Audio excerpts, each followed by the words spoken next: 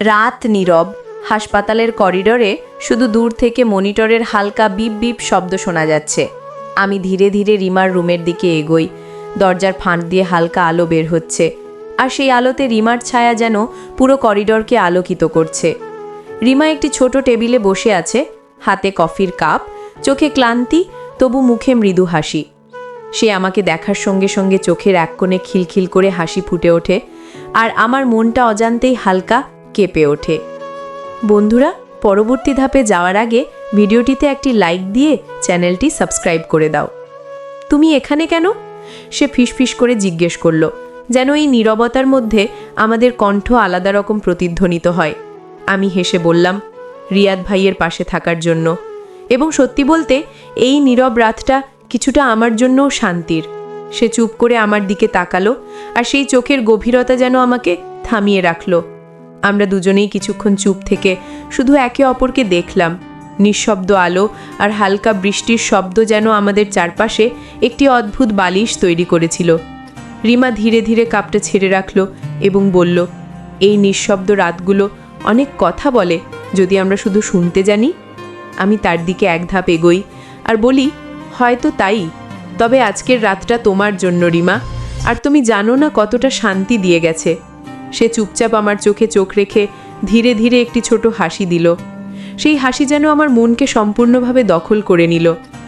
সময়ের সাথে সাথে আমরা হাসপাতালের করিডোরে ছোট ছোট হাঁটাহাঁটি করতে লাগলাম। আমি তাকে প্রশ্ন করলুম, তুমি কি কখনো ভেবেছো এই রাতগুলো আমাদের জীবনেও এক বিশেষ মুহূর্ত হয়ে থাকবে? রিমা মাথা হেলিয়ে বলল, হ্যাঁ, কারণ কখনো কখনো মানুষের জীবন এমন নিঃশব্দ মুহূর্তের জন্যই অপেক্ষা করে, যেখানে কেবল অনুভূতি থাকে, কথা নয়। তার এই কথা আমাকে অদ্ভুতভাবে ছুঁয়ে গেল। আমরা দুজনেই হেসে উঠলাম, যেন এই হাসিটা আমাদের মধ্যে একটি অদৃশ্য বন্ধনের সৃষ্টি করল। রিমার তাজের মধ্যে দায়িত্ব এবং সততা আমাকে আকৃষ্ট করছিল। সে প্রতিটি রোগীকে যত্নের সাথে দেখছে এবং মাঝে মাঝে আমাকে চুপচাপ দেখে মৃদু হাসছে। সেই হাসিটা, চোখে ছোট ছোট আলো, সব কিছু একসাথে মিশে যেন আমাকে আরও কাছে টেনে নিয়ে আসছিল। কখনো করিডোরের শেষ প্রান্তে বৃষ্টি পড়ছে, জানালার কাছে টুপটুপ শব্দ, আর আমরা দুজন ধীরে ধীরে জানালার কাছে গিয়ে দাঁড়ালাম। বৃষ্টি এবং হালকা বাতাস আমাদের চুলে ছোঁয়াছুঁই করছে এবং মনে হলো আমরা শুধুই দুজন, এই পৃথিবীর বাকি সব অচেনা থেকে দূরে। বৃষ্টি মানুষকে একাকী করে দেয়, রিমা হেসে বলল। তবু কখনো কখনো এই একাকিত্বে আমরা নিজেদের খুঁজে পাই। আমি শুধু তাকিয়ে রইলাম, আর মনে হলো এই মুহূর্তেই আমি তার পাশে থাকাটা চিরকাল ধরে রাখতে চাই। আমাদের হাত অজান্তেই নরমভাবে ছুঁলো একে অপরকে, এবং সেই স্পর্শে হৃদয়ের সব রেশ যেন অদ্ভুতভাবে একত্রিত হয়ে গেল। আমরা একে অপরের দিকে তাকিয়ে শুধু নিঃশ্বাসের তালে মিলিত হলাম। রাত যতই গভীর হচ্ছিল, আমাদের কথাবার্তা, হালকা হেসে খেলা, চোখে চোখে মায়া, সবই আরও ঘন হতে লাগলো। রিমা হঠাৎ বলল, তুমি কি জানো, মাঝে মাঝে মানুষ শুধু দেখতে চায় কারোর উপস্থিতি, কথা নয়, শুধু থাকা। আমি মাথা নেড়ে সম্মতি জানালাম, কারণ ঠিক সেই অনুভূতি আমি তার পাশে অনুভব করছিলাম। আমরা দুজনেই জানতাম এই রাত্রির নীরবতা, বৃষ্টি, আলো সবই আমাদের মনে অদ্ভুত শান্তি দিয়ে যাচ্ছে। পরবর্তী সকালে রিমা আবার কেবিনে এলো, হাতে রিপোর্টের ফাইল, চোখে ক্লান্তি, তবু মুখে আগের মতো উজ্জ্বল হাসি। আমি বললাম, কাল রাতে কফি ভালো লেগেছিল? সে হেসে বলল, আমারও। তার চোখে যে উষ্ণতা, তা ভাষায় প্রকাশ করা সম্ভব নয়। আমরা একে অপরের ছোট ছোট অভ্যাস, হাসি, চুপচাপ মুহূর্তগুলো শেয়ার করতে লাগলাম। এই নীরব হাসপাতালের মধ্যেই আমাদের বন্ধুত্ব থেকে এক গভীর সংযোগে পরিণত হতে লাগলো। রিমা ধীরে ধীরে বলল, তুমি চলে যাচ্ছ? আমি বললাম, হ্যাঁ, আজই। সে কিছুক্ষণ চুপচাপ দাঁড়িয়ে থেকে বলল, তুমি আবার আসতে পারো, শুধু দেখা করার জন্য। আমি চোখে চোখ রাখলাম। হয়তো একদিন আবার এমন রাত হবে, বৃষ্টি পড়বে, আর নিঃশব্দে শুধু আমাদের নিঃশ্বাস শোনা যাবে। রিমা চুপচাপ হাসল। সেই হাসিটাই মনে থেকে গেল। হাসপাতালের নিঃশব্দ রাতের মতো গভীর, শান্তি ও রোম্যান্সে ভরা। দিনের আলো আসে, হাসপাতালের করিডোর নতুন কর্মসূচিতে ভরে ওঠে, রোগীরা আসা যাওয়া করে, কিন্তু আমরা জানি রাতের সেই নিঃশব্দ মুহূর্তগুলো আমাদের মধ্যে অদৃশ্য বন্ধনের সেতু হয়ে থাকবে। আমরা দুজনেই জানি এই সংযোগ শুধু বন্ধুত্ব নয়, একরকম নীরব ভালোবাসা, যা কেবল চোখে চোখ রেখে বোঝা যায়, কথা নয়। রিমা ধীরে ধীরে আমাকে রিপোর্ট হ্যান্ডওভার করলো। আমি আবার চোখে চোখ রেখে বললাম, তুমি কি জানো রাতটা আজও আমার মনে থাকে? সে মাথা হেলিয়ে হাসল। আমারও।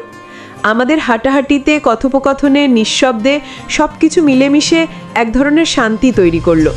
আমরা জানতাম এই সংযোগ শুধু হাসপাতালের মধ্যেই নয়, বরং জীবনের প্রতিটি নিঃশব্দ মুহূর্তে আমাদের সঙ্গে থাকবে। রিমা শেষবারে বলল, এই সংযোগটাকে কখনো মুছে ফেলা যাবে না। মানুষে মানুষে এমন বন্ধন হয় যা শুধু অনুভব করতে হয়, বোঝাতে নয়। আমি চুপচাপ মাথা নেড়ে সম্মতি জানালাম। সেই নিঃশব্দ রাতে বৃষ্টি, আলো, হাতের স্পর্শ সব কিছু মিলেমিশে আমাদের হৃদয়কে নতুন করে গড়ে তুলল।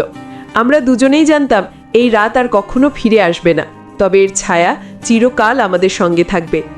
রিমার চোখে চোখ রেখে আমি ধীরে ধীরে তার পাশে বসলাম। রাতের হালকা আলো রুমের কোণগুলোকে নরম করে দিয়েছে, আর বৃষ্টির শব্দ জানালার বাইরে মৃদু আভা ছড়াচ্ছে। রিমা আমার দিকে তাকিয়ে হেসে বলল, তুমি কি জানো এই নীরব রাতগুলো কত সুন্দর?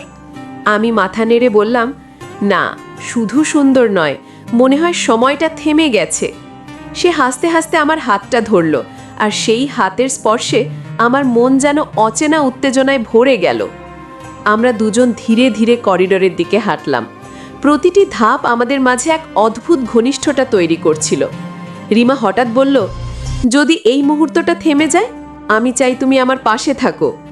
আমি তাকিয়ে বললাম, আমি চাইও।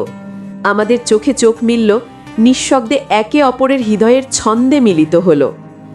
রাত্রি গভীর হলো। আমরা জানালার কাছে দাঁড়ালাম। রিমার চুলে বৃষ্টির ফোঁটার স্পর্শ, বাতাসের হালকা ছোঁয়া সব মিলেমিশে মনে হলো যেন আমরা শুধু একা নয়, একে অপরের সঙ্গে পুরো পৃথিবী ভাগ করে নিচ্ছি। সে ধীরে ধীরে আমার দিকে মুখ ঘুরিয়ে বলল, তুমি আমার কাছে থাকলে সব ভয় কেটে যায়। আমি হেসে বললাম, তুমি জানো, তোমার হাসিটা আমার জন্য সবচেয়ে বড় শান্তি।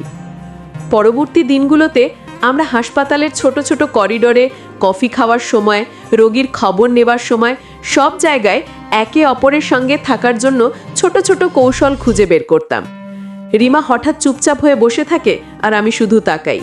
তার নিঃশব্দ উপস্থিতি, চোখের দিকে ছোটখাটো তাকানো, নরম হাসি সব মিলেমিশে এক অদ্ভুত রোম্যান্টিক তীব্রতা তৈরি করছিল। একদিন বৃষ্টির দিনে আমরা জানালার পাশে দাঁড়িয়ে চুপচাপ আছি। রিমা হঠাৎ বলল, বৃষ্টি শুনতে সুন্দর, আর তুমি যদি পাশে থাকো তা আরও সুন্দর। আমি হাত বাড়িয়ে তার হাত ধরে বলি, ঠিক বলেছ, এই শান্তি কেবল তোমার সঙ্গে সম্ভব। আমরা দুজনেই চুপচাপ দাঁড়াই, নিঃশব্দে শুধু একে অপরকে অনুভব করি। রাত্রে করিডোরের নীরবতা আরও ঘন। আমরা জানালার পাশে বসে হালকা আলো আর দূরের মনিটরের বিপ বিপ শব্দ শুনি। রিমা ধীরে ধীরে আমার কাঁধে মাথা রাখল, আর আমি তার চুলে হাত বুলাই। প্রতিটি স্পর্শ, প্রতিটি নিঃশ্বাস সব মিলেমিশে আমাদের মধ্যে একটি গভীর সংযোগ তৈরি করছে। পরবর্তী সপ্তাহে রিমা আমাকে বলল, ছুটি নিলে বাইরে যেতে পারি, কিছু সময় শুধুই আমাদের। আমি হেসে বললাম, ঠিক আছে। আমরা তখন আরও বেশি সময় একে অপরের সঙ্গে থাকব। আমরা জানতাম এই ছোট ছোট মুহূর্তগুলোই আমাদের বন্ধুত্বকে গভীর রোম্যান্সে রূপান্তরিত করছে। দিনগুলো কেটে যাচ্ছিল, কিন্তু আমাদের সংযোগ আরও ঘন হচ্ছে। রিমার ছোট ছোট চোখের খেলা, নিঃশব্দ হাসি, হালকা হাতছানি সবই যেন আমাদের গল্পের এক নতুন অধ্যায় হয়ে উঠেছে। আমরা জানতাম এই সংযোগ কেবল হাসপাতালের মধ্যেই সীমাবদ্ধ নয়, বরং জীবনের প্রতিটি নিঃশব্দ মুহূর্তে আমাদের সঙ্গে থাকবে। এক সন্ধ্যায় বৃষ্টির ফোঁটার শব্দের সঙ্গে আমরা জানালার পাশে দাঁড়াই। রিমা ধীরে ধীরে আমার হাতে হাত রাখল এবং বলল, এই মুহূর্তে সব ঠিক আছে, শুধু আমরা দুজন। আমি তার চোখে চোখ রেখে বললাম, এই অনুভূতিই চিরকাল থাকবে। আমরা দুজনেই চুপচাপ দাঁড়িয়ে থাকি, নিঃশব্দে একে অপরকে অনুভব করি। পরবর্তী রাত হাসপাতালের নীরবতা আমাদের চারপাশে। আমরা জানালার পাশে বসে আছি, হাত মিলিয়ে, চোখে চোখ রেখে। রিমা হঠাৎ হেসে বলল, তুমি কি জানো এই নীরবতা আমাদের জন্য কত মূল্যবান? আমি হেসে বলি, হ্যাঁ, এই নীরবতা আমাদের সংযোগকে আরও গভীর করেছে। রিমার হাতে আমার হাত ধরার স্পর্শ, চোখে ছোট ছোট হাসি সবই এক অদ্ভুত আনন্দের সৃষ্টি করছে। আমরা জানি এই সংযোগ কেবল হাসপাতালের মধ্যেই সীমাবদ্ধ নয়, বরং জীবনের প্রতিটি নিঃশব্দ মুহূর্তে আমাদের সঙ্গে থাকবে।